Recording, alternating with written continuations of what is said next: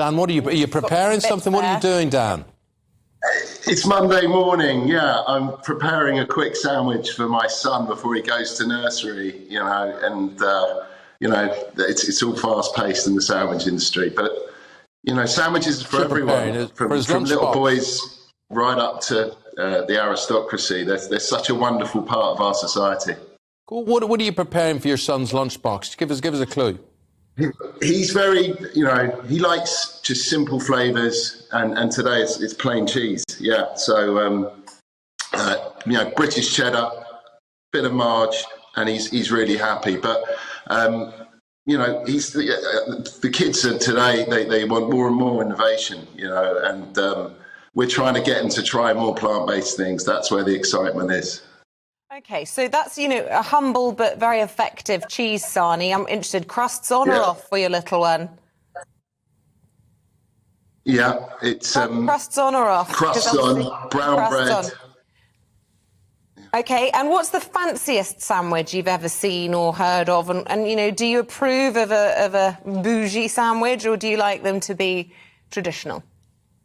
I think, most wonderful sandwiches are the classics for me, so if it was to be upmarket and bougie, you're talking your smoked salmons and your roast beefs and horseradishes. But, there's a place for the sandwiches everywhere. And for me, the classics, the free-range egg, the ones that drive our economy, which everyone eats, the prawn mayonnaises, chicken sandwiches are so popular that, they tend to dominate the top 10. They need to be done well, though, and ideally with British provenance. With ingredients from the UK. Yeah. But you're absolutely right, Dan. But sandwich factories, they just tend to suck the life out of sandwiches. How and why does it all go wrong once it goes through a factory? I mean, you do get something, but it's tasteless most of the time. Well, we're definitely trying to change that at Soho Sandwich Company, and I don't agree always that. The taste is taken out of it. You should eat a sandwich a bit warmer. If you eat them really cold, then yes, they can lose some of their flavour. But our goal is always to have flavour at the heart of everything. And I think our industry does a wonderful job. It does get a bad press at times about flavour, but there's a sandwich for everybody, and every price range. And you were saying about when do you eat a sandwich? Well, I think you can eat a sandwich in all day parts, breakfast, lunch, for a snack on the move. It's so versatile. So, in the summertime, it's cucumber sandwiches. Yeah, is it? You'd be big into cucumber sandwiches? My son likes cucumber sandwiches, and you'll see them in at the cricket and in the garden parties. So, sometimes the simple ones, as I was saying, are the best. They still work so well.